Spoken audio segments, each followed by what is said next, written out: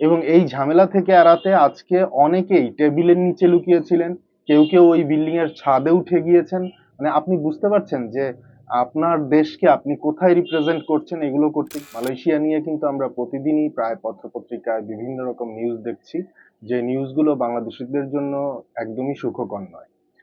এরই মাঝে আজকে আরেকটি নতুন নিউজ, তো আমি ভাবলাম এই নিউজটা নিয়ে একটু আলোচনা করা যাক। সেটি হচ্ছে মালয়েশিয়ার বুকিত বিংতাং স্ট্রিট, যেটা কুয়ালালামপুরে অবস্থিত।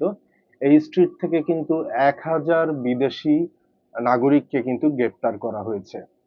এই 1000 বিদেশি নাগরিকের ভিতরে বাংলাদেশি আছেন প্রায় 400-র মতো। তাহলে যারা লিগালি মালয়েশিয়াতে ঢুকে গেলেন ইমিগ্রেশন ক্রস করে, কেন তাদেরকে ধরা হলো, এটা একটা কোশ্চেন থেকে যায়। তো এখানে কিছু কথা বলে রাখা ভালো, যে মালয়েশিয়ার বুকিত বিংতাং কিন্তু খুবই জনপ্রিয় একটা স্ট্রিট।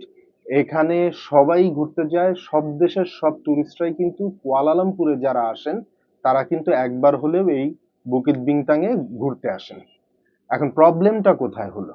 প্রবলেমটা হচ্ছে এই বুকিত বিংতাং এ কিছু স্ক্যাম চলে। এই স্ক্যাম গুলো, যেটা মালয়েশিয়ার আইনে বৈধ না, এই ধরনের স্ক্যামে যেসব টুরিস্টরা, সেটা বাংলাদেশি হোক অথবা অন্যরা, জড়িয়ে পড়েন, তাদের ক্ষেত্রে কিন্তু আইন প্রয়োগকারী সংস্থাগুলো এই ধরনের পদক্ষেপ নিয়ে থাকে। তো আমি স্পেশালি বাংলাদেশি ট্যুরিস্টদের কথা বলবো। সাধারণত হয় কি, দেশের বাইরে গেলে যখন আপনি আরেকজন বাংলা ভাষাভাষী মানুষকে পাবেন এবং সে আপনাকে কিছু অফার করবে, তখন কিন্তু আপনার কাছে ওটা অনেক বেশি রিলায়েবল মনে হবে। তো সেই রিলায়েবিলিটির জায়গা থেকে বুকিত বিংতাং এ যখন বাংলাদেশি ট্যুরিস্টরা হাঁটতে বা ঘুরতে বের হন, আপনারা অনেকেই জানেন যে এই স্ট্রিটে অনেক বার আছে, ডিস্কো আছে, আনুষঙ্গিক অনেক বিষয় আছে, যেগুলো কিন্তু আহ, আহ, অনেক টুরিস্টরাই এই ফাঁদে পড়ে যান। ওখানে যখন আপনি বুকিত বিংতাং স্ট্রিট দিয়ে হাঁটবেন, তখন কিন্তু দেখবেন অনেক বাংলাদেশিরা আছে যারা আপনাকে বাংলায় বলবে অথবা হিন্দিতে বলবে যে আমাদের এখানে ক্যাসিনো আছে, আপনি চাইলে ক্যাসিনো খেলতে পারবেন, অথবা আমাদের এখানে এই সার্ভিসটা আছে যেটা আপনি চাইলে নিতে পারবেন। এই ধরনের প্রলোভন বা অফার কিন্তু আপনাকে দিবে। তা আমরা বাংলাদেশিরা অনেক সময় কি হয় যে দেশের বাইরে গিয়ে যখন একটা বাংলা ভাষাভাষী মানুষ আমাকে এই ধরনের কিছু অফার করে, আমি কিন্তু ওটাকে অথেন্টিক মনে করি, বা আমরা অনেক সময় ওটাকে কিন্তু জেনুইন মনে করি। কিন্তু আসলে ওই দেশের লতে এগুলো লিগাল কিনা এটা কিন্তু আপনাকে জানতে হবে। তো এবারের যে ঘটনা ঘটছে সেই ঘটনাটা কিন্তু ঠিক এরকমই। এই বুকিত বিংতাং স্ট্রিটে আপনি যান, ঘুরতে যান, লিগাল যে বার আছে, লিগাল যে ডিস্কো আছে অথবা অন্যান্য যা আছে, সেগুলোতে কিন্তু আপনি যেতে পারেন, কোনো প্রবলেম নেই। কিন্তু আপনি যখন অবৈধ ক্যাসিনো বা অবৈধ জুয়ার আসরে যাবেন, তখন কিন্তু আপনি একটা ঝামেলায় পড়ে যেতে পারেন। ঠিক আজকে এই ঘটনাটাই ঘটেছে। সেটা হলো, এই বুকিত বিংতাং স্ট্রিটে অবৈধ ক্যাসিনো বা জুয়ার আসরে গিয়ে তারা কিন্তু মালয়েশিয়ার ইমিগ্রেশন পুলিশ এবং আইন প্রয়োগকারী সংস্থার যৌথ অভিযানে ধরা খেয়েছে।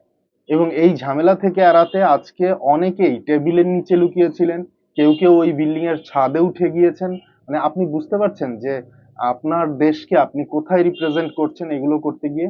আপনি করুন, আপনার যদি পছন্দ হয়, আপনার যদি শখ থাকে, আপনি যদি ক্যাসিনো খেলেন অথবা যেটাকে আমরা জুয়া বলি, আপনি যদি জুয়া খেলেন, আপনি লিগ্যাল জায়গায় যান, লিগ্যাল জায়গায় গিয়ে খেলেন। কিন্তু এই ধরনের প্রলুব্ধ হয়ে এই ধরনের ইলিগাল কাজে যদি আপনি জড়ান, তাহলে কিন্তু আপনি মালয়েশিয়াতে লিগ্যাল এন্ট্রি নেওয়ার পরেও যে কোনো একটা বড়সড় ঝামেলার মুখে যে কোনো সময় পড়ে যেতে পারেন।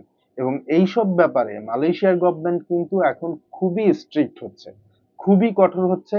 সো সামনে যারা মালয়েশিয়াতে ঘুরতে যাচ্ছেন, খুব ভালো করে জেনে শুনে যাবেন মালয়েশিয়ার কোন কাজটা করা যাবে, কোন কাজটা করা যাবে না, কোথায় কোথায় কি ধরনের স্ক্যাম চলে।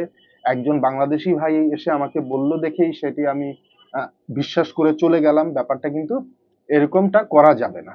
করলেই আমরা কিন্তু একটা ঝামেলায় পড়ে যাব। তো সবাই সেফলি ট্রাভেল করেন।